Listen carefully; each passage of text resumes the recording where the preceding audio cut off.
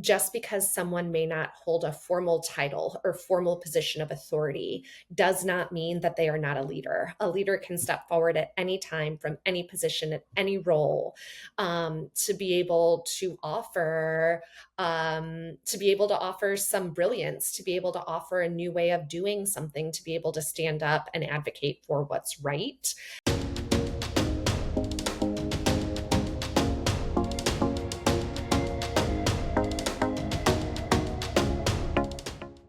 Welcome to the Leader's Mindset, where we bring you conversations with leaders who are making an impact in business and our communities.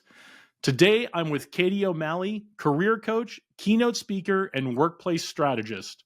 She's the founder of Encourage Coaching and bringing an optimistic approach to leadership development. Thanks for being here today, Katie. Jason, thank you so much for having me. And I'm just so delighted to connect with you and your audience. Well, we're very glad to have you. So let's jump right into what you do at Encourage Coaching. What kind of coaching do you do? What kind of clients do you work with? And what do you help them achieve? Sure. So at Encourage Coaching, we are on a mission to elevate more women, LGBTQ folks, and people of color into rooms where decisions are being made. Because until we are represented at the top, there won't be joy and justice in work for most folks. And so at Encourage Coaching, we really take three different approaches to make good on that mission. The first approach is through one-on-one career coaching, where we really help people who are looking to pivot their careers, re-enter the workforce, get out of a toxic environment so they can get into an environment where they can thrive. And I like to say that as a team, we work together to provide everyone with the support that they need, from job exploration all the way through compensation negotiation. The second vertical that we run is all about leadership coaching or executive coaching. And so this is for folks who are aligned in their skill set, aligned in their values at the workplace and in the industry that they have been working, but just can't seem to break through to that next level. And so we come in, do a variety of assessments to help deepen self-awareness, to really ensure that their authentic professional brand is elevating them to the positions that they want to get to and advance in the ways they're looking to advance in their workplace. And then finally, I'm sure you can appreciate this very much. When an employee is having challenges in the workplace, it's not usually an individual employee issue, but it's more of a systems issue that's impacting more folks that are in that environment. And that's when we'll come in and do workplace strategy. That's really around building team effectiveness and helping stakeholders and decision makers to really improve culture. And that's the bulk of what we do. What I really like about that is that you are tackling this from multiple different perspectives. Yeah. You're tackling it from the employer perspective and setting up systems that are going to develop everyone and their leadership potential. Yes. But I also very much like that you're working with individuals, not just on their hard skills and their soft skills, but their branding, their how they promote themselves and show that they are someone who is a leader and ready for more responsibility. I really like that. Now, I need to ask this now because I don't want to forget about it. Tell me about the Legos. Yes. All right. So Lego Serious Play, I'm actually just 2 weeks out of having delivered this for a company, UL Solutions. It was their global strategy summit.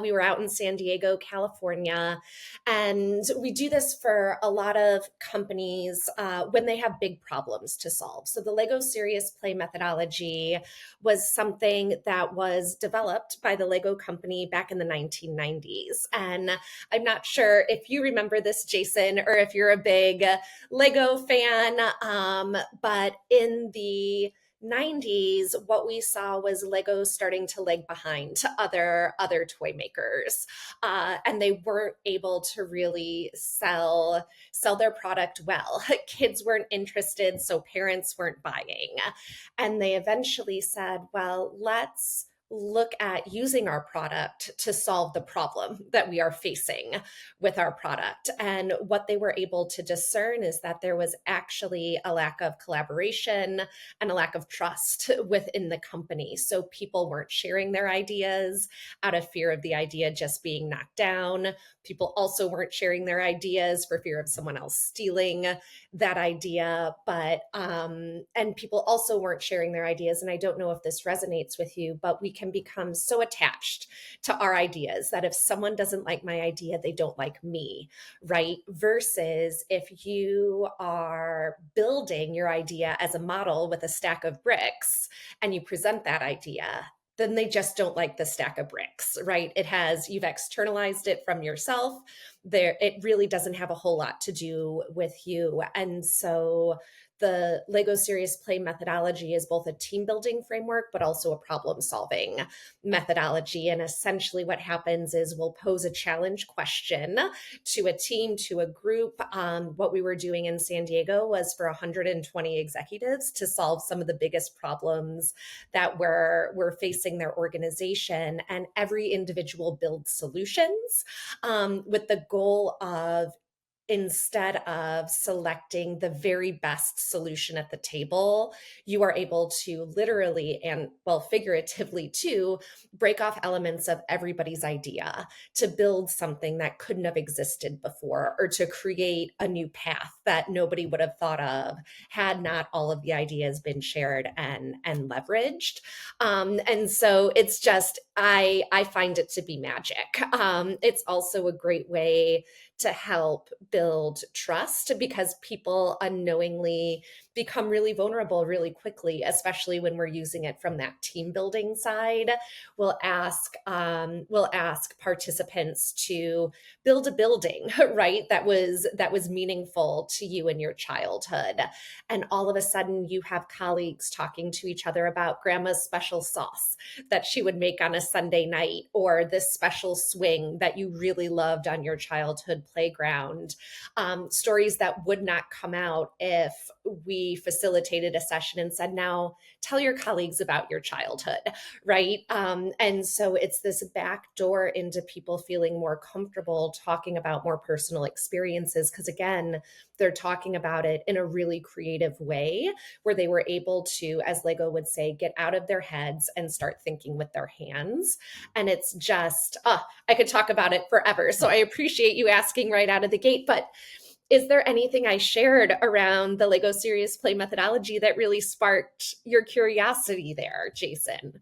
Well, I love the idea of taking ideas and turning them into physical prototypes, making something abstract become physical. I really like that. What my next question is, the vulnerability of that is great. The team building aspect of that is great. But what are some other ways the power of play can help us as leaders? Oh my gosh, there's so many ways. Whenever I am working with a client or a team, and you have to introduce yourself, because it's important that folks know who they're learning from and alongside during any workshop or keynote or learning and development journey. I put up this picture of myself from when I was about 6 years old, circa 1988. And it's a picture of me. It's in this really kind of bold child outfit, trying to look like a cross between Debbie Gibson and Madonna. And when I found the picture, Jason, I asked my family, I'm like, oh, was this Halloween? Was I trying to be Debbie Gibson, Punky Brewster, Madonna? And they're like, no, this is just how you would try to go to school sometimes, because you love to play, you love to use your imagination, you love to use that creativity. And I had that all the way through college. And then I started working and I felt like it got stamped out of me. Just, you're not allowed to be that. You're not allowed to show up in this way. And I felt like creativity and play became something that was looked at as being unprofessional. And it really took a toll on my ability to show up in authentic and genuine ways. So I put up that picture to say, I've experienced the most professional success when I have leaned in to who that little girl is and what would make her most proud today. And a lot of that is encouraging folks to just experiment and just try and just take the next best step, as though you were that 5 or 6 year old who really, as long as you're not making these huge unbounded risky choices, there's not going to be a significant consequence for just playing or experimenting or trying something new. And I try and do this in my personal life too, whether it's a new type of fitness class. I've recently tried something called the Gree, and I am terrible at it. But it's a good reminder too for leaders from a humility perspective. We haven't always been the leaders, right? We had to start somewhere, and we have to crawl before we can walk, walk before we can run. And I think play, whether it's through Legos or experimentation or otherwise, is a really great way to do that.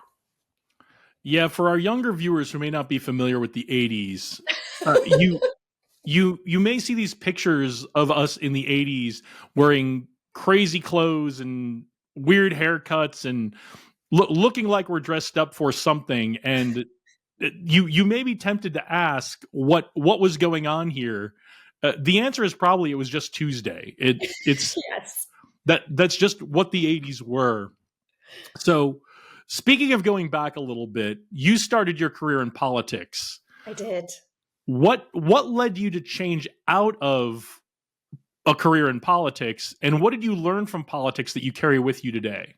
Yeah, so it's so interesting. I grew up, my mom passed away when I was 12 years old, and it was really just me and my dad trying to make it through the world together as a team. And one of the things that he did every Sunday was watch all of the political talk shows. And this was when he would really watch all of them, whether it was NBC, CBS, Fox. They were all playing all the time in equal measure. And as a way to want to connect with my dad, I got interested. Right now, I think what he wasn't anticipating is that I would end up standing on the opposite side of the political spectrum from him. But he would always say, "That's great. I taught my daughter to think for herself and stand up for her values and what she believes in." And I really just wanted to make a difference in the world. And that is that thread of altruism that has pulled through my entire career. And so got to college at Miami of Ohio in 2000 and thought politics was the way to do that, was a political science major, graduated in 2004, which was a great year to graduate as a political science major, especially if you wanted to do campaign work, which is what I thought I wanted to do. And I got hired to work on one of the coordinated campaigns for John Kerry out in Minnesota. And I tell people when they ask about my foray into politics, is that job was the hardest that I ever worked in my career until I became an entrepreneur and a small business owner. The difference was at the end of that campaign, when your candidate loses, the job prospects are few and far between. There's no health insurance, and you have to go find your next gig on somebody's staff. And I realized that while the work I was doing, I knew was essential to creating and making positive change and a lasting impact, I didn't have the what do you want to call it?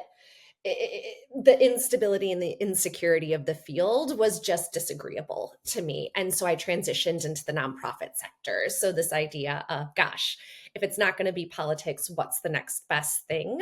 And so it became working as a fundraiser. So working in fundraising and development for nonprofit organizations. The first one I worked for was called the Innocence Project out in New York City, followed by the AIDS Foundation of Chicago. So that was a transition point for me for sure. But I remain really engaged, just not as a career.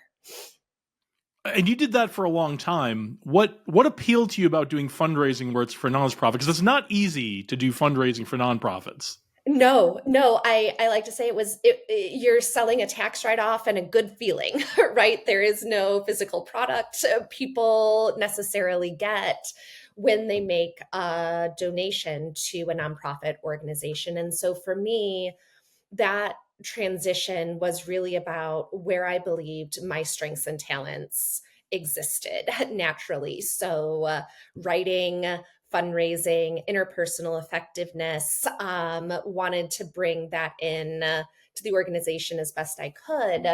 Whether that was the Innocence Project or the AIDS Foundation of Chicago. But what I realized later in life is that while I knew the work that I was doing on a day-to-day basis in terms of raising the money and working with the donors was having a tremendous impact of the lives that these organizations served and the communities that they served, I felt really disconnected from the work because I wasn't working alongside the folks that were receiving the services.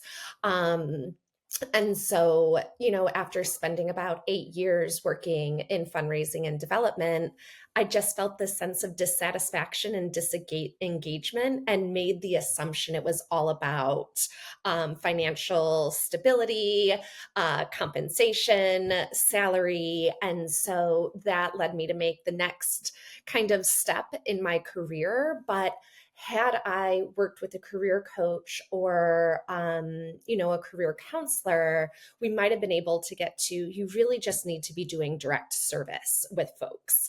That's the issue. It's not necessarily the organization, but it's the role that you're playing within the organization. I did not do that, and I pivoted into commercial real estate. And going from nonprofit to commercial real estate is a 180-degree shift that I would not recommend for most folks looking back now with the training and education that I have. But at the time, to me, that felt like the next best step to get into the type of financial security and stability that I had not been, what's the word? That I just not been privy to in the first decade of my career. Yeah, commercial real estate is not exactly the most financially secure. It's about doing big deals. It's about taking big risks. It's a very Wall Street kind of thing. So tell us about what you learned about yourself while you were doing commercial real estate. Yeah. So, what I learned about myself, two big things. The first thing is for as dedicated and hardworking as I am, no single person can ever change an entire system.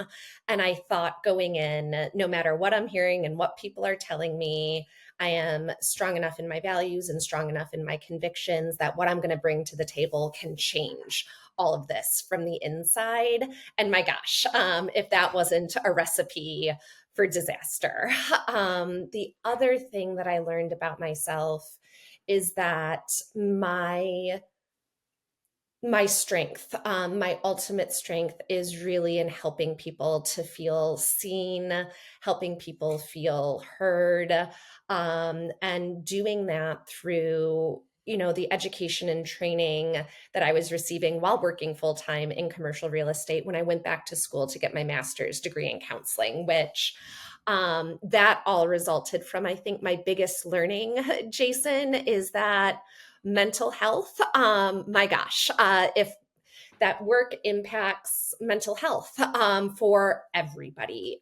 It's impossible to believe that a place where we spend 8, 10, 12 hours out of our day isn't going to have an impact, whether net negative, net neutral, net positive, on how we see ourselves and how we move through the world outside of work. And the mismatch and the incongruency between my values and the values of the company and the industry really took a toll on my mental health. So my master's degree is in counseling, and one of the things that we know is when a person's feelings, thoughts, and behaviors are misaligned, it is a recipe for a mental health breakdown. And in the 3.5 years that I was working in commercial real estate, that's what happened to me. And I ended up in 2012 taking a medical leave of absence from work for my mental health, which at the time was unheard of. We were hardly talking about mental health at all. And if we were, it was in a really stigmatized way. And we definitely weren't talking about an employer's responsibility to their employees for their mental health and well-being. And it was during that time, to answer your question, what I realized is that I'm not unique in this. There are a lot of folks out there who struggle with, I did everything I was supposed to do in high school to get to the good college, did everything I was supposed to do in college to have the career that I was looking to have. And it all felt like a bill of goods when we showed up in that first decade of our career, not really set up to know what it was that we were talented at and what it was that we valued. And so recognizing I was not the only person experiencing this breakdown of identity in career identity versus personal identity. That's when I decided to go back to school and get my master's degree in counseling so I could help people at the intersection of work and mental health. Yeah, and I definitely want to get into that intersection of work and mental health later, especially talking about what responsibilities employers have to their employees' mental health and our own responsibilities to ourselves for our own mental health. I want to get into that in a little bit. So you went back to school, you got the master's degree. What came next? How did you use that master's degree to help the people you were looking to help? Yeah, absolutely. So I ended up not getting licensed as a counselor or a therapist because what I learned pretty early on in my graduate studies is that insurance companies are not keen to cover conversations about work because work is not a mental health diagnosis. And so even though work leads to burnout and the symptoms of burnout are identical to those of anxiety, depression, post-traumatic stress, even the physical manifestations of diabetes and heart disease, I wasn't going to be able to your question, do the work that I wanted to do with folks, right? And so instead of getting licensed as a counselor, I chose to get credentialed as a career leadership and executive coach through the Center for Credentialing and Education and spent the next 10 years working in higher education with the thought that I can help people help students identify those natural talents and strengths, what their values are, so that then they can make decisions right out of the gate that are going to be better suited for them because it's in greater alignment with what it is that they're looking for and what it is that they have to contribute. So spent that time working at the University of Texas at Austin, the University of Chicago Booth School of Business. But as I'm sure you can appreciate, those are pretty elite institutions that a very small segment of the population gets to access, much less all of the bells and whistles in terms of career and leadership development that come along with that. And so while I loved working with the students and being surrounded by brilliant minds and brilliant faculty at both institutions, that thread of altruism was still tugging at me. And I wanted to make those services accessible to everyone, not just folks who are attending elite universities and elite business schools. And so that's when I started Encourage Coaching as a passion project, a side hustle back in 2018. And it was very much if I build this, will anybody come? I had done no market research, none of the kind of startup accelerator things that people are encouraged to do. I just got an LLC, built a website, a very simple website on Wix, and put up a few social media pages and ended up building a company unintentionally. I never set out for this to become what it has, but I am so proud and delighted for what it's become. It sounds like it's been a good journey for you. Yeah. Entrepreneurship can be really rewarding. It can also be really hard. What were some of the challenges you had to overcome as you built your company? Yeah, so I mean, I think right out of the gate, it was balancing my full-time responsibilities at the university, which always came first, and then really dedicating my evenings and weekends to building the company. And so the best piece of advice that I got was actually one of my first clients who told me, don't go looking for new clients right now. Take care of the clients that you have, and more clients are going to come your way. The folks that you're working with that you treat like gold are going to stick with you, and then they're going to refer you to friends, family, colleagues, other people in their network. And for me, as someone who did not view myself as an entrepreneur, definitely not someone who was about to sell myself, to do it that way felt so genuine and authentic. And we had some really nice steady growth until the pandemic hit. And then we had the great resignation, or what I am now starting to call the great talent grab of 2020, 2021. And business just took off. And so for me, the biggest challenge that I faced was working 9 to 5 at the university and then seeing private clients 5 p.m. to 9 p.m., Monday through Friday, seeing clients on the weekends. And during the height of the pandemic, Jason, for me, it was kind of like, well, it's either helping folks and starting to gain some momentum in my business, or watching Netflix and snuggling with the pups and drinking some wine because there's nothing else to do at night. But as we started to come out of the pandemic, for me, the hardest choice was I can't be preaching work life balance to my clients and not be practicing it myself. And so setting myself up to be able to make the choice to leave that W 2 paycheck, and the health insurance and all the benefits that came along with it, to bet on myself and go all into the business is one of the things that might have been the most scary and most exhilarating choice that I ever made. And I will say 3 years and 2 months later, because it was January 2022, I put in my resignation at the university. I have felt the most financially rewarded and professionally satisfied than I have in my entire career. And so for folks who are looking to go out and do this on their own and bet on yourself and go all in, for me, it didn't happen overnight. It was 4 years of intense hard work, 70 to 80 hours a week, until for me, what I knew I needed was a year in the bank account to be able to pay all of my expenses, right? So mortgage, health insurance, all of it.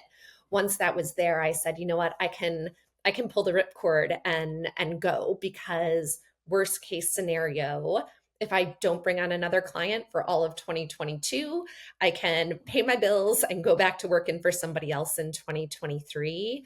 But wouldn't you know what you can do for a small business when you can dedicate 40 to 50 hours a week to it, instead of just serving the clients that come your way? And so the big learning for me, and what I share with folks, is figure out kind of what that ripcord moment is for you, set that work toward it, and then bet on yourself and make that leap.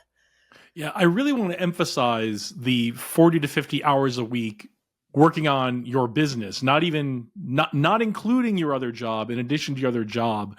And some folks enter entrepreneurship and they get really lucky and it blows up right away and they don't have to put in that kind of work, but most of us do. And Mhm. so for anyone thinking about entrepreneurship, I'm not telling you not to do it. I'm not telling you to do it. Just understand there is a level of effort that needs to go into it, and it kind of has to be the number one thing on your mind all the time.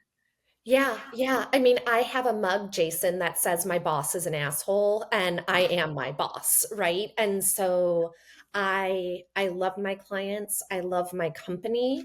I love what we are able to do in the world. But had I not made the choice to focus on it full time and treat it like a 9 to 5 job. I think a lot of folks that I talk to who are looking to start their own businesses, become entrepreneurs, are like, oh, I'll be my own boss and I can wake up at noon and do 3 to 4 hours of work and call it a day. Like you said, some people get really lucky right out of the gate, but for most of us, that's not the path and that's not the journey. And so be ready to dig in and work hard. But I'm telling you, the results are worth it. That return on investment is worth it in spades. Yeah, and you've made another choice recently. You're merging your company with another company. What was the thought process that led to that decision, and what have you learned from going through a merger? Oh my gosh. Well, entrepreneurship is not for the weak of heart, and neither is merging your company, which is with another company, which is essentially your baby, right? You're bringing two families together. It's like, it's very much like a blended family. And I think for me, the choice was actually I had come across my business partner attending an event in Chicago through the Professional Women's Club of Chicago. And Emily was speaking at that particular event, and I happened to be seated at her table. She's also a mental health clinician. So we are trained and educated in the same ways, and we just hit it off. And she tells the story now that she started courting me because her business was really focused on reeling in big fish and big corporate clients, right? So going out on the hunt, looking for that lion. And I'm over here helping individuals more fishing for those bluegills and sunfish and everybody that I can help having more of a steady income. And she really liked what she was seeing there. And I loved that she was working with big companies like Kirkland and Ellis and Aetna, and really wanting to be able to become a one-stop shop for everyone. We had started referring to each other. We're like, what are we doing? Let's just pool our resources, and do this together. And so we've been in the process of merging for about a year and a half now. And a couple of things that I've learned is one, if you are a business owner who is looking to merge your business with another business, you have to be willing to make some compromises along the way. Things don't just get to stay the way that they are, doing things the way that you've always done them if you are in a true 50-50 partnership with somebody else, which is what we are doing. So that's the first thing. And then the second thing is being able to have really candid conversations. We operate from a place of radical candor, which for me, I know is easier than it is for my business partner. But recognizing that when you're merging, you're doing it because it's going to create something better that you could have ever done on your own. So when you hit those pain points, those moments of friction, really, but you have to really believe that what you're about to create with this person is going to be bigger, not bigger, but is going to be better and more impactful than what you could have done on your own, and really wanting to do it. Because it's been adding another 20 hours a week, just on the merger alone, trying to come up with the processes and policies and the way that we're going to operate, hiring an accountant and an attorney and a small business consultant, right? So there's a lot of investment that gets made to do it right. So you're not getting hit by hit by things out of the blue that you weren't quite expecting. It's not just saying we want to work together, so now we are. Well, it sounds like you have done more advanced planning for your merger than a lot of big companies do for theirs. So, we've all seen the case studies of the mergers that didn't go so well over the last 20 years. All right, well, let's take a break from all the business stuff. Are you up for playing a game? Always. Come on, we started talking about play. All right, the name of this game is called Rapid Response. Okay. I'm going to ask you a series of questions. I want you to respond with the first thing that comes to your mind. Got Now, it. you don't need to give one word or short answers. Elaborate as much or as little as you'd like. but we just want to get the first thing that comes to your mind. Okay? Got it. All right. Are you ready? I'm ready, Jason. All right. Katie O'Malley, rapid response round. Your time begins now. Podcast recommendation. Armchair Expert with Dax Shepard. I have heard that's really good. I haven't listened to that, but I need to listen to that one. One question we should ask ourselves about our mental health. Yeah, so the question is, what are my values and what are the associated behaviors that would allow others to know that these are my values? We don't move through the world with our core values tattooed on our forehead for everyone to know that this is what they are, right? Our behaviors are what show people what our values are. And so for me, my core values are courage, learning, and justice. I try and align my feelings, my thoughts, and my behaviors with those three core values to really create mental health, stability in my mental health by being as authentic and genuine as I can. But it also makes decision making a whole lot easier when you know what your values are and can say, I'm making this choice because it aligns with my value of courage or learning or justice. It really takes the guesswork out of it or the fear of disappointing someone, because the alternative is you're going to disappoint yourself and your mental health is going to be the loser actually in that scenario. Okay. Someone we should all be paying attention to. Yeah, this is a good one. Monica Lewinsky, she just launched a new podcast called Reclaiming. She has been in the anti-bullying space for the last several years and is finally stepping back into the spotlight, but is now in charge of her own narrative. She is brilliant. She is healed from what had happened to her in this crazy power struggle of a 21-year-old being just completely attacked by the most powerful folks in the land. And I think it is so inspiring to see someone reemerge, knowing their value, knowing their worth, and helping other people make it through something they went through on their own. So you asked me about my favorite podcast, and it would have been Monica's if it didn't just launch a couple weeks ago. So there's only been a couple episodes so far. All right. Well, Monica, you have a big challenge ahead of you to get to be Katie's favorite podcast. So get on that. I'm sure you'll get there. What is your get pumped up song or your walk on music? Yeah, so that is the song How Do You Like Me Now by The Heavy. And I love that song for a lot of reasons, but the two that come to mind first, when former President Barack Obama won the presidential election in 2012, when he walked out on stage after it had been announced that he had won, that was the song that was playing. And for me, I just think about all the folks in my life who were telling me that I wasn't a leader, that I wasn't smart enough, that I wasn't a good writer. That song to me basically says, how do you like me now? I'm not a leader. I own my own business. I can't write. I've been published in Fast Company. I don't know what I'm talking about. I'm getting ready to do a TED Talk in Boston at the end of June. And so, yeah, how do you like me now, Jason? I like it just fine. So the biggest influence in your life? Oh, it's my mom.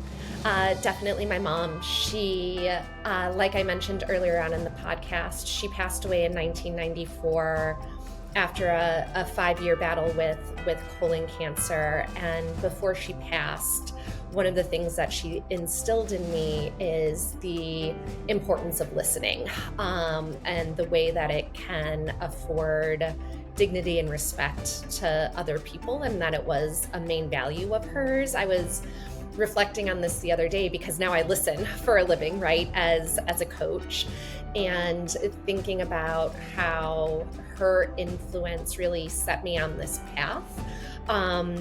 But it also had me thinking, my gosh, I don't remember my mom's voice as clearly as I would like to. And I finally connected the dots. It was actually over this weekend. The reason I can't remember it as well isn't because it's been 31 years since she passed away, but she was always listening. I remember her talking very little when I would hear her on the phone in conversation with others. She held her words for moments that really mattered and could be impactful. And I try and move through the world like that now too. Listening is always a great choice to make. Mm-hmm. Mm-hmm. A book everyone should read. Oh gosh. First thing that comes to my mind, all right, Timequake by Kurt Vonnegut. He is my favorite author of all time. Social commentator, satirist, but just the first author that I felt when I was a teenager actually treated me like an adult through his writing. And so I've read all of his books, but Timequake is for sure my favorite. And sometimes I wonder if he wasn't satirizing himself a bit in that novel. It was the last one that he wrote back in 1997. The best satirists always do take a little shot at themselves every now and then. So I believe so. I will say that is the first time anyone has pitched a Vonnegut book on this podcast. So, and I have not read that one, so I'm going to have to go check that out. Oh, I hope you do, and I hope you let me know what you think. I sure will. Something you're looking forward to as the weather gets warmer. Oof. So I shared with you right before we hopped on to record today, I recently moved. And so I am now in a neighborhood that is much more walkable, much more dog friendly. And so in Chicago, I can't believe it, but we've had multiple 60-degree days in a row in early March, which is kind of unheard of. And I'm just looking forward to being out with my dogs more, bringing them to the dog park and building community in my new neighborhood. Well, I'm glad to hear you're getting nice weather in Chicago, because that's not always true this time of year. So no, not at all, and we are embracing it. What is your dream vacation spot? Dream vacation right now is to go to Japan, and to see all of it, to see everything, to really absorb a culture that I am not very familiar with at all, and to learn more about a part of the world that I've never been to. I've never been to anywhere in Asia, and Japan is first on my list. So looking to make that trip in the next couple of years. All right, well, safe travels. Thank you. I've had a bunch of friends who've been stationed over in Japan in the Air Force, and have and when you're stationed in the Pacific, you're kind of catching hops all around to visit stuff. So that Japan comes really highly recommended. Good to know. A future work trend you're excited about?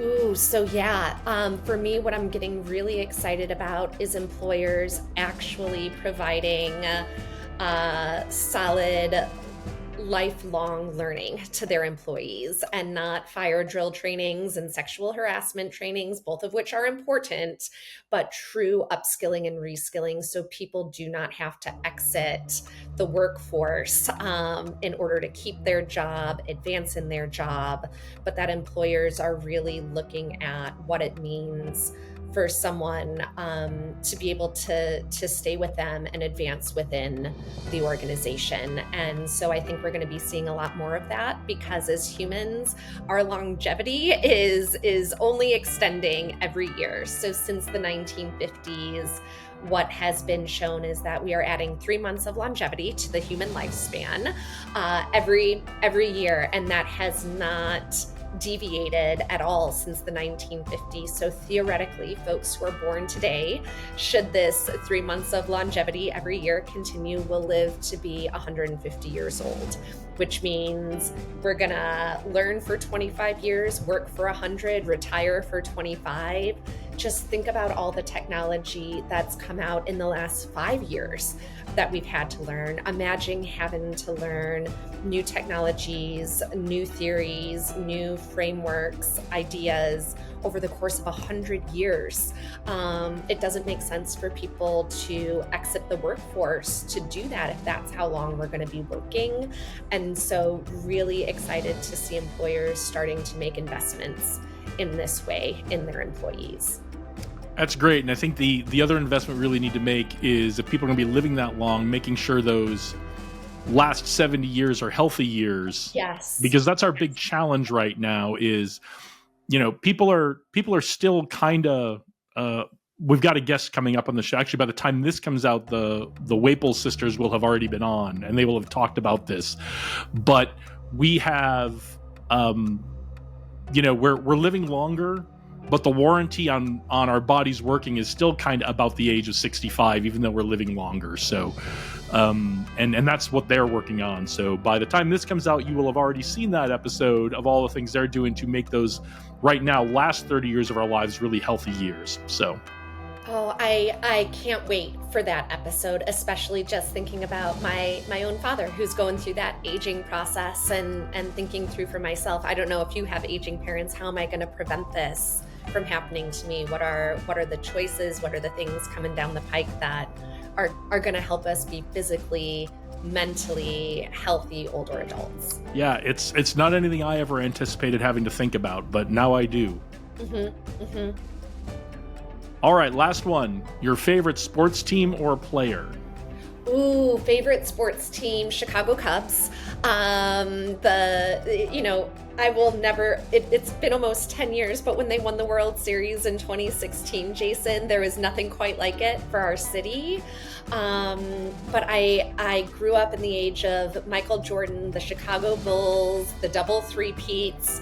And so, yeah, Michael Jordan, Scottie Pippen, Dennis Rodman, that whole team, the Last Dance team, they hold a very special place in my heart. Yeah, I know how you feel about the Cubs. I grew up as a Red Sox fan, and that I understand what that feels like to get that Yeah, big win after so many years. All right, well, thank you for playing our game. It's great to get to know you a little bit outside of the questions about what you're working on. But I do want to get back to what you're working on. You talked about how mental health is affected by work. Mm-hmm.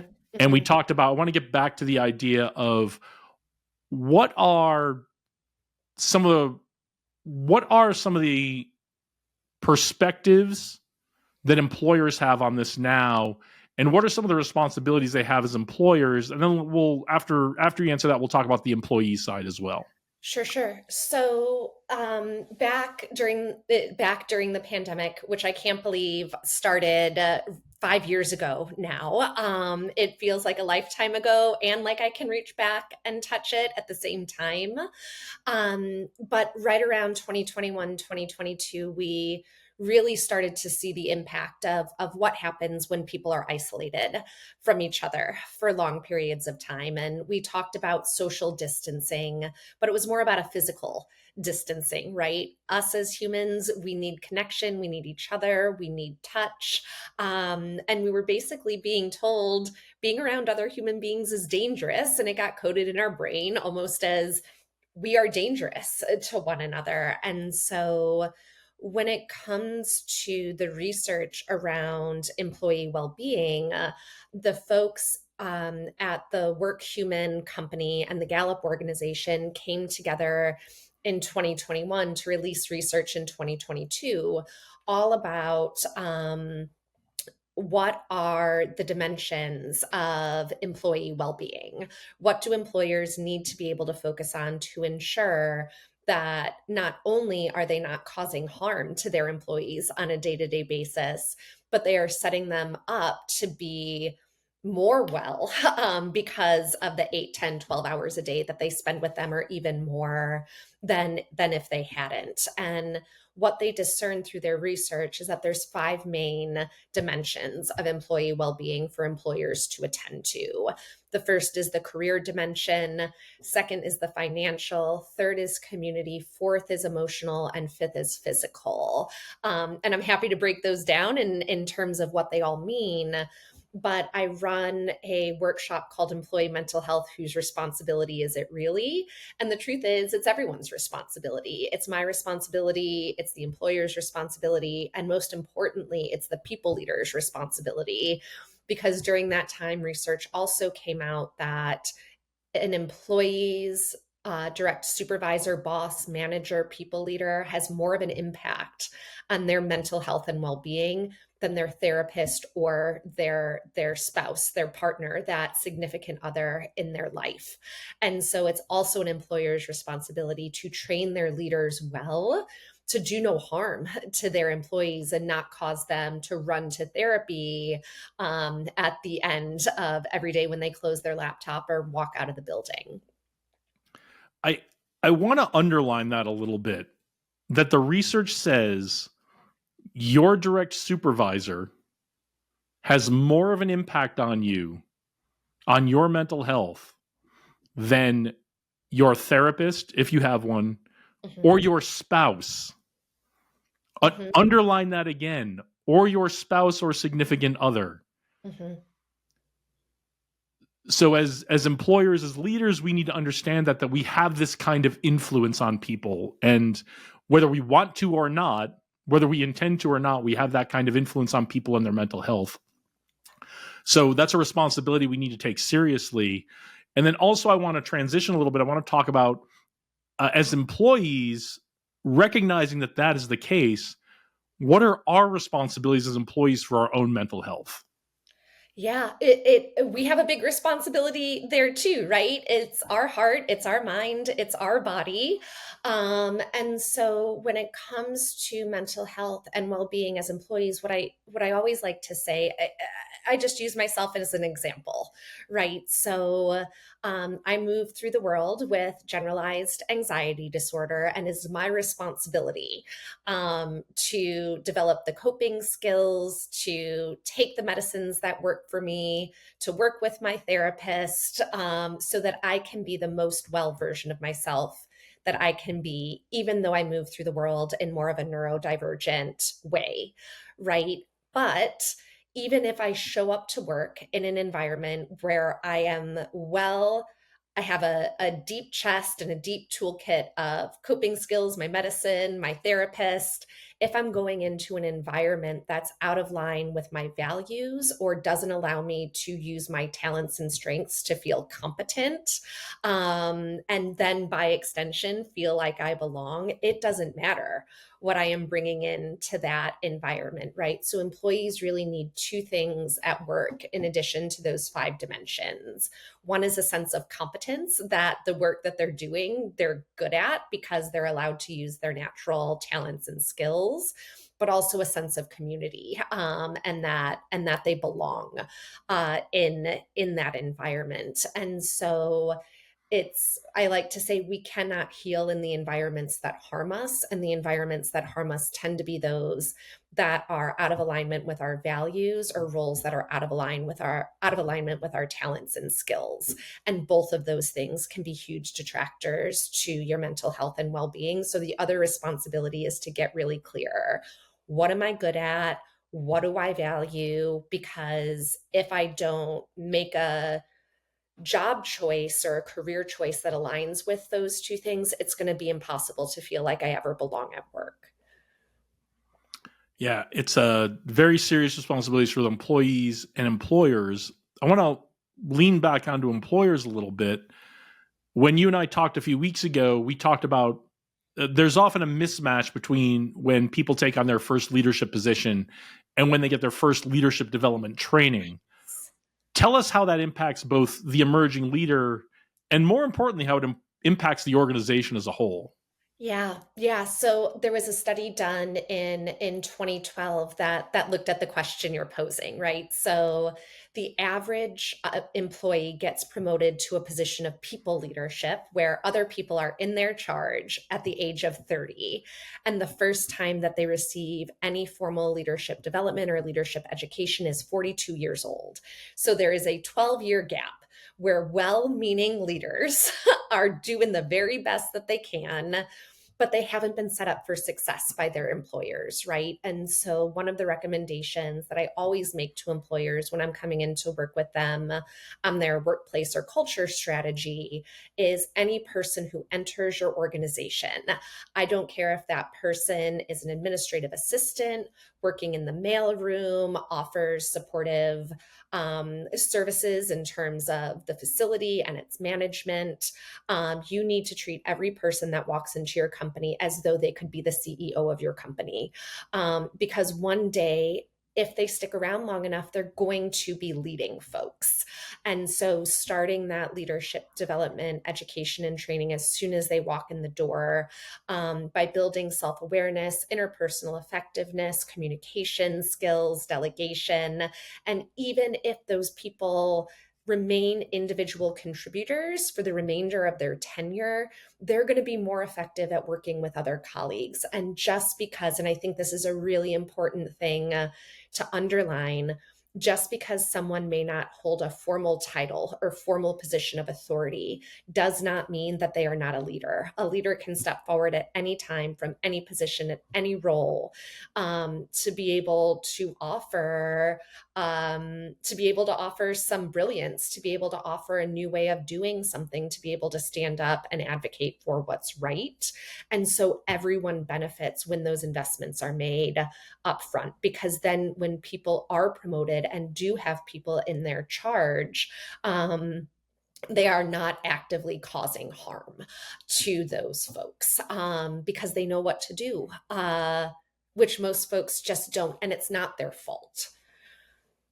But those are the people being squeezed the most right now, are people leaders, that middle management tier. It's tough. It's tough to be a leader right now. It's sure. I mean, it's always tough to be a leader, but it's especially tough to be a leader if you haven't been given any training or mentoring or coaching on it.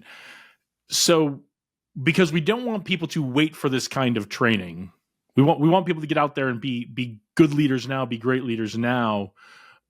What can emerging leaders do right now if they're not getting any training? What can they do to develop the skill set to be looking out for the 5 dimensions in their team members without causing harm?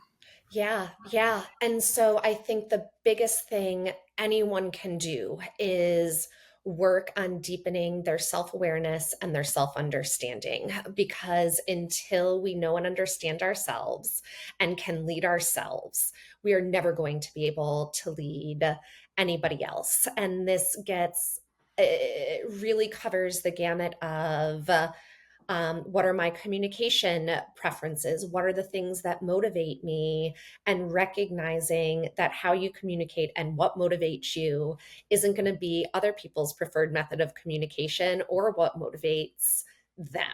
And so it is both deepening self awareness and recognizing that who I am, how I move through the world, how I operate as a leader and run this team might be very different than the needs that my people are bringing in on a day to day basis. And so, that would be the biggest thing I would say. And for deepening self awareness, self understanding, self knowledge, if your company's not offering that, therapy or counseling is always a great place to start. If you're looking for more of a direct or focused approach to just focus on self-awareness in terms of leadership development, working with a coach like me could be a really effective tool as well. I offer free workshops every month for career and leadership development. You can always join in those, but looking for those opportunities to really be a self starter in your own learning and development around who you are and how you lead. Yeah, self-reflection and self-awareness are definitely great qualities for leaders to have. So, work on developing that in yourselves. Work on, find a coach, but you will you will be limited in your ability to lead and inspire people without self-awareness and self-reflection as a skill. Besides training, one of the big topics in the workforce right now is pay equity. Mm-hmm. Why should employers be thinking about pay equity, and what factors should they be considering? Yeah, so my gosh, I could talk about pay equity, wealth parity all day long. So one of my favorite leaders in this space, her name is Sally Krawcheck. She formerly was with Goldman Sachs, and then started her own investment fund that's geared toward getting more money and more wealth into the hands of women. And one of the reasons they do Elevest, her company does a lot of research, and 2024 was the first year that the difference between what a woman was making and what a man was making for the same job actually decreased. So we went from having bumped up all the way to 81 cents on the dollar back to 78 cents on the dollar. And that is obviously not the same when we look at intersectional identities of women who are women of color, women who are LGBTQ plus. But I think in addition to pay equity, where a lot of that actually results from something called the broken rung. And this is research that was done by McKinsey and Co., along with Sheryl Sandberg's Lean In organization, that the second year of an employee's tenure tends to be the year that they get their first promotion. For every 100 men that get promoted in that second year, only 81 women get promoted. And so if you can extrapolate that out, because that pattern continues all the way up to the C-suite, this is why we see a lack of parity in middle leadership and C-suite leadership, is from that broken rung right out of the gate. And so when we're talking about pay equity, we can't talk about pay equity without looking at calibrating promotions in a way that is also fair and equal, but also looking at what has caused women to have to step out of the workforce in larger numbers than men in the last 5 years. And it's all about childcare. We call this not the motherhood penalty, but the child penalty. And so one of the things that I advocate for as a result of really being influenced by Reshma Saujani, who is the founder of Girls Who Code and now an organization called Moms First, is that we need employer sponsored childcare.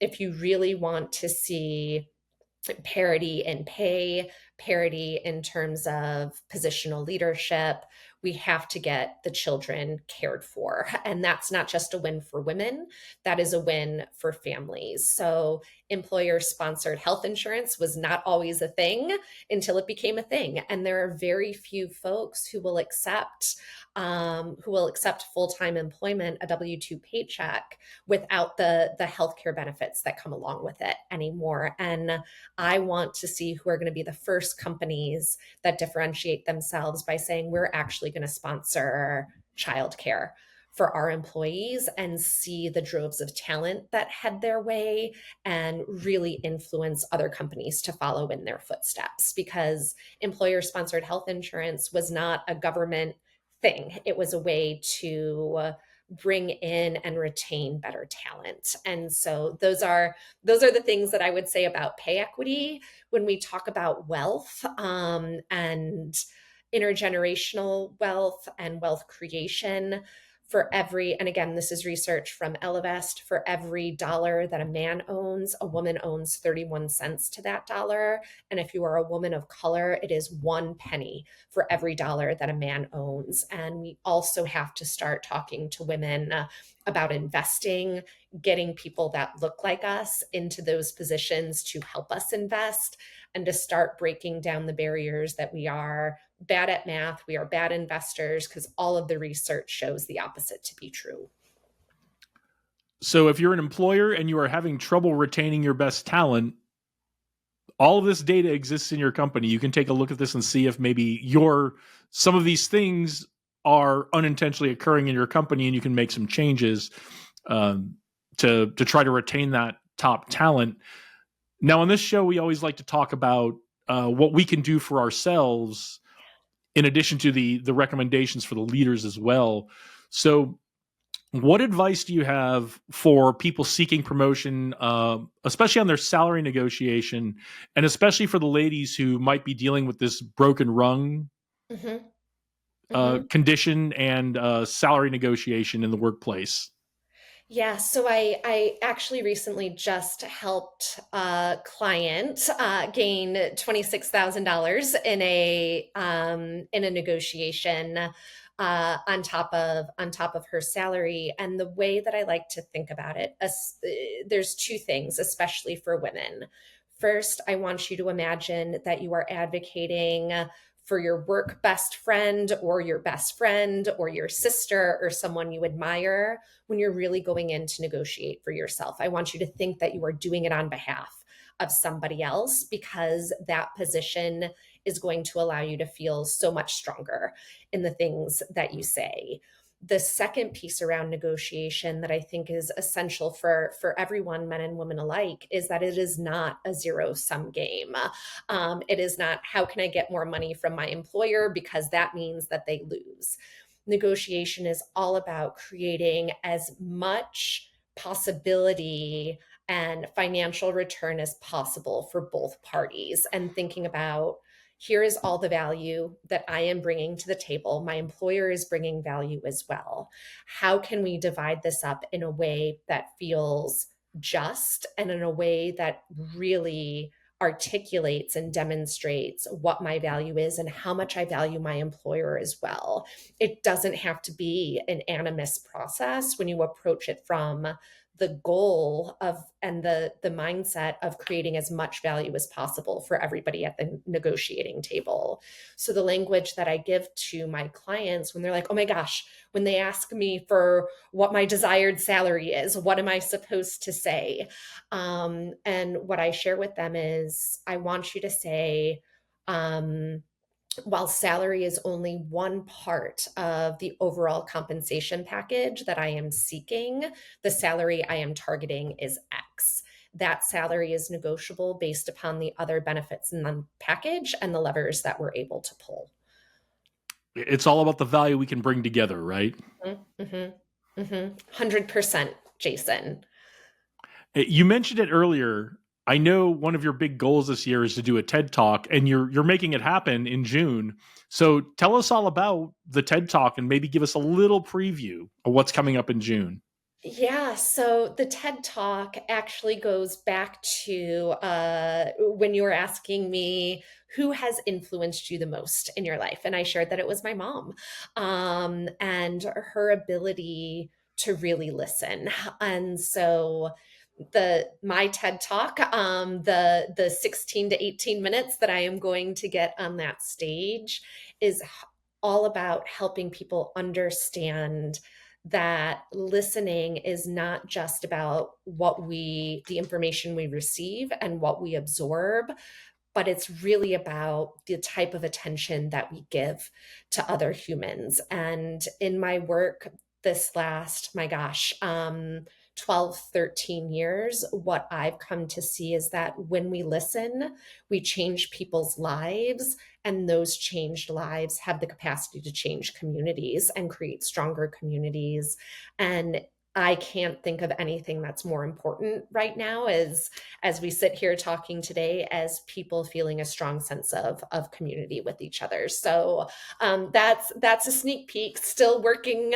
Title is being workshopped right now, and I'll be submitting my draft at the end of March. But gosh, I can't wait to send it along to you once it is recorded and up on the TED site. Yeah, please do. I can't wait to see it. I know the audience will love to see it as well. So for everyone watching or listening right now, I kind of have a feeling I know what the answer to this is going to be. But for everyone watching or listening right now, what's the one step every leader should take today to set their team up for success with their mental health? Oh my gosh. It is to invest in a practice invest in a practice called non-maleficence. This comes out of the field of counseling. And what it really means is to do no harm, right? As a leader, it is not your job to be a therapist for your employees. That is not what you were hired to do.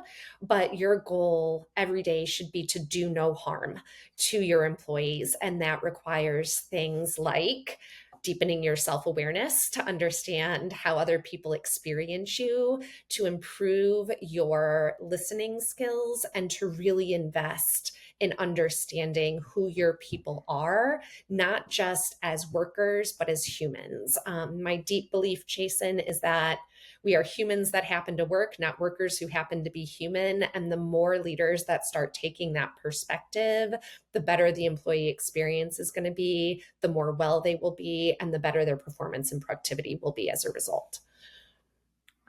Well, do no harm. I think that's a great place to leave it for today. This has been amazing. Katie, where can everyone find you so they can thank you for joining us today? Oh my gosh. Well, you can send me an email. That is one of the best ways to get a hold of me, katie@encouragecoaching.org. You can visit the website of the same name, encouragecoaching.org. Also, connect with me on LinkedIn. Follow me there, Kate O'Malley 82, or on Instagram @encouragecoachchicago.